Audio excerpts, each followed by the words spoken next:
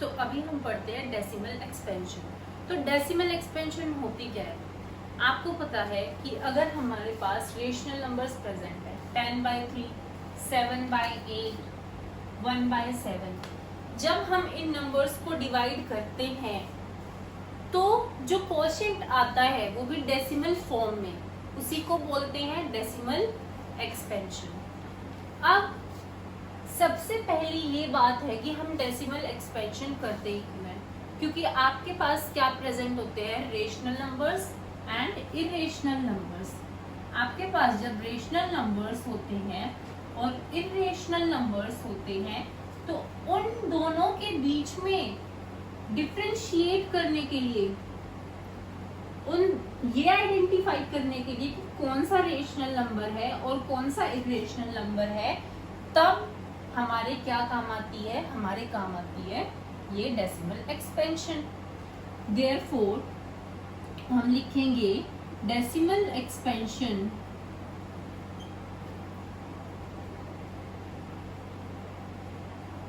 is used to identify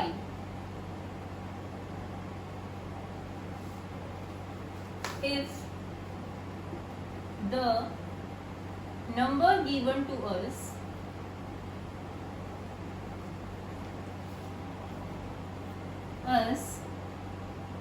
is rational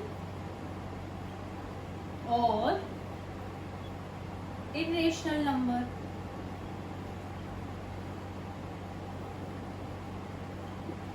अब हम देखते हैं कि डेसिमल एक्सपेंशन होती कैसे है।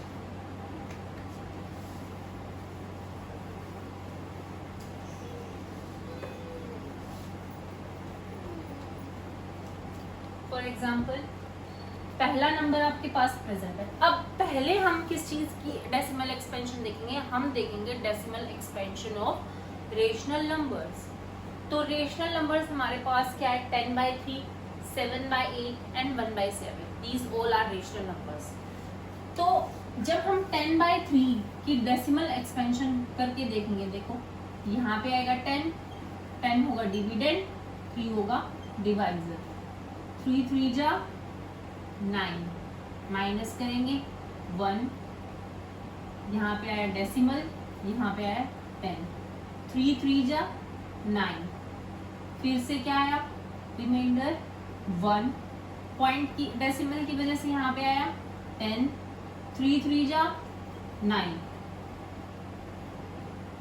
Reminder is 0। Again due to decimal it will be 10। 3 3 जा 9, रिमाइंडर आया 1। इसी तरीके से क्या होता जाएगा? ये रिपीट होता जाएगा। तो एक तो हमारे पास है ऐसी डिवीजन जिसमें हमेशा रिमाइंडर क्या हो रहा है? रिपीट हो रहा है। ये 1 था, ये हमेशा क्या हुआ? रिपीट होता गया, तो एक स्ट्रिंग बन गया। ये कौन सी डिवीजन है? Where the string of remainder gets repeated। अब हमारे पास सेकंड टाइप का रेशनल नंबर क्या है? 7/8। इसको करके देखते हैं। डिवाइजर क्या होगा? 8, डिविडेंड क्या होगा? 7। इसको हम क्या होगा? 8 0 जा 0, माइनस करेंगे 7, रिमाइंडर आया, पॉइंट लगा देंगे। 8 8 जा 64, क्या आया? 6, और पॉइंट की वजह से यहाँ पे क्या आएगा? 60। 8 7 जा 56,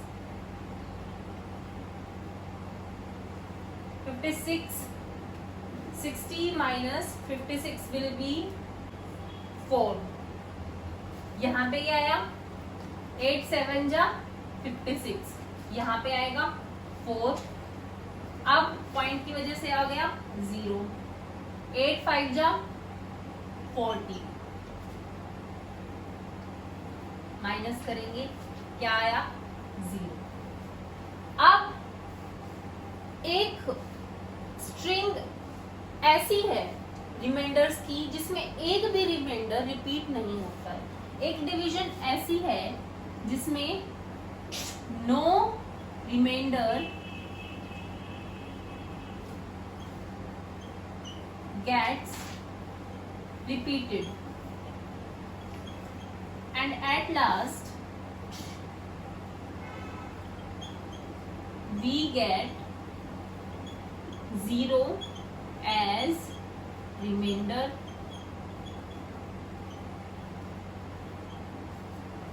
अब हम नेक्स्ट वन देखते हैं। अब हम देखेंगे नेक्स्ट वन।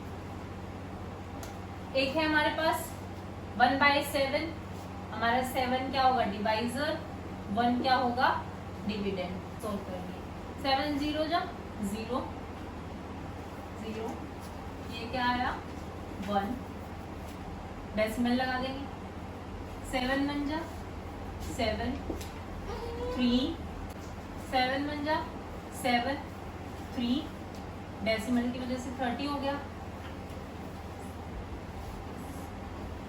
7 4 जा 28, माइनस कर देंगे 2 आया, ये हो जाएगा 20, 7 2 जा 14, ये आ जाएगा 6 आ गया। इसके बाद हम क्या करेंगे 60 बन जाएगा 7 8 जा 56, 4 7 5 जा 35, ये आएगा 5 50 हो जाएगा 7 7 जा 49, ये आ जाएगा 1।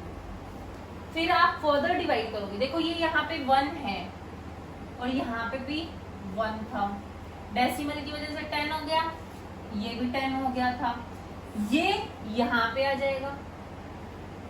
ऐसे ही बाकी के जो रिमाइंडर्स है वो अपने आप को क्या करने लग जाएंगे, रिपीट करने लग जाएंगे, जिसकी वजह से क्या होगा, जो हमारा ये है ये अपने आप को क्वेश्चन रिपीट करता जाएगा। यहाँ पे 7 तक एंड हो गया था, ये फिर से रिपीट होगा 1 4 2 8 5 एंड 7 रिपीट होता जाएगा।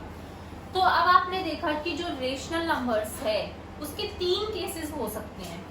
फर्स्ट केस क्या होगा, जिसमें हमारा जो स्ट्रिंग है रिमाइंडर अपने आप को सेम रिमाइंडर अपने आप को रिपीट करेगा।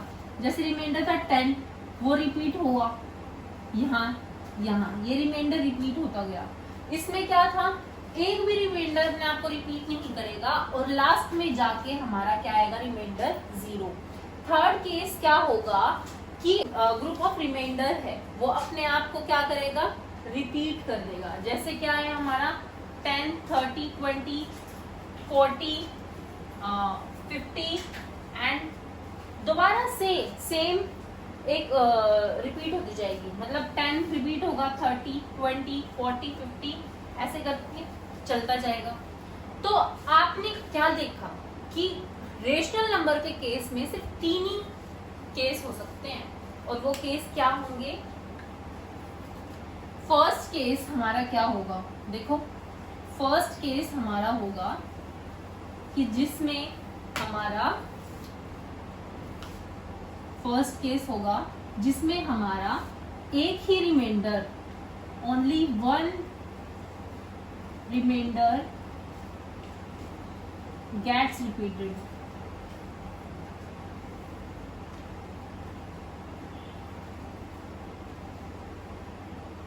सेकंड क्या होगा, नो रिमाइंडर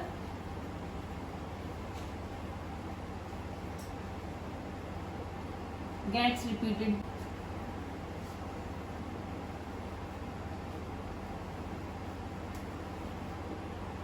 थर्ड वन क्या होगा, ग्रुप ऑफ रिमाइंडर्स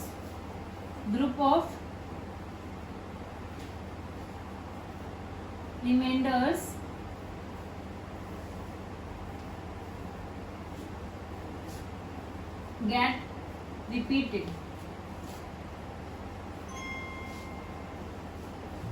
इसके केस में जब एक ही रिमाइंडर रिपीट होगा तो हमारा जो कोशेंट है उसमें एक ही नंबर क्या होगा, रिपीट होगा। जैसे 3, ठीक है, रिपीट हो रहा है।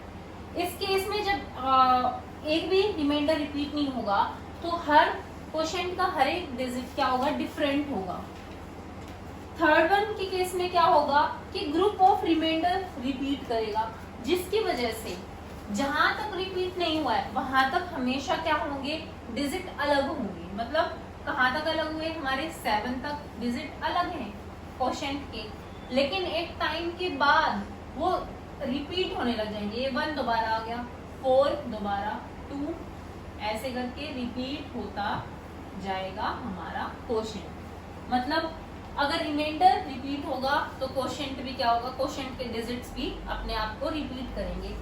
अब आपने ये देखा कि हमारे जो ये है, ये जो हमें मिला है कोशेंट, ये किस फॉर्म में मिला हमें, हमें डेसिमल की फॉर्म में हमें कोशेंट मिला है।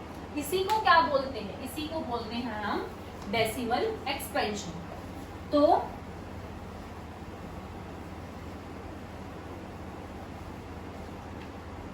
फर्स्ट केस में जब हमारा क्या था, 10/3 था, तो हमारा कोशेंट क्या था, 3.333, और वो आगे रिपीट होता जाएगा।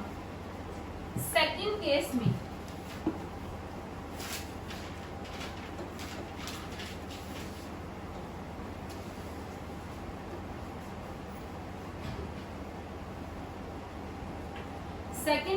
में जब 7/8 था तो हमारा कोशेंट क्या था, हमारा कोशेंट था 0.875।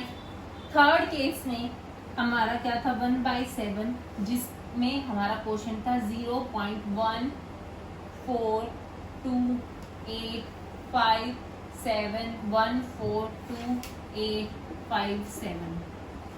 आपको पता है अब ये क्या है, ये जो हमें डेसिमल मिले हैं, डेसिमल फॉर्म में क्वेश्चंस मिले हैं, इन्हीं को क्या बोलते हैं, इन्हीं को बोलते हैं डेसिमल एक्सपेंशन। अब ये देखिए, इसको लिखने का एक और तरीका है। आपको पता है इसमें कौन सी चीज रिपीट हो रही है, 3 रिपीट हो रही है। तो जो चीज रिपीट हो रही है उसी को हम कैसे लिखेंगे, उसी के ऊपर हम लगा देंगे बार। इसका मतलब, इस बार का मतलब क्या है, ये 3 रिपीट करेगा खुद को। क्या इसमें कोई भी चीज, कोई भी डिजिट रिपीट हो रहा था, इसमें कोई भी डिजिट रिपीट नहीं हो रहा है, तो इसीलिए इसमें कहीं पे भी बार नहीं लगेगा, तो ये आ जाएगा 0.875। इसके केस में क्या होगा, इस केस में 7 के बाद, इस केस में क्या होगा, 7 के बाद अपने आप को ये रिपीट करने लग जाएगा, तो ये आएगा 0.1428557। यही चीज खुद को रिपीट करेगी, तो इसके ऊपर हम क्या लगा देंगे, बार लगा देंगे। तो इससे हमें ये पता चलता है कि रेशनल नंबर की डेसिमल एक्सपेंशन इस तरीके से होती है, और रेशनल नंबर में सिर्फ 3 ही केस हो सकते हैं। फर्स्ट, जिसमें रिमाइंडर, एक ही रिमाइंडर खुद को रिपीट करेगा। सेकंड वन क्या होगा, जिसमें एक भी रिमाइंडर खुद को रिपीट नहीं करेगा। थर्ड वन क्या होगा, जिसमें ग्रुप ऑफ रिमाइंडर्स खुद को रिपीट करना शुरू कर देंगे। Thank you.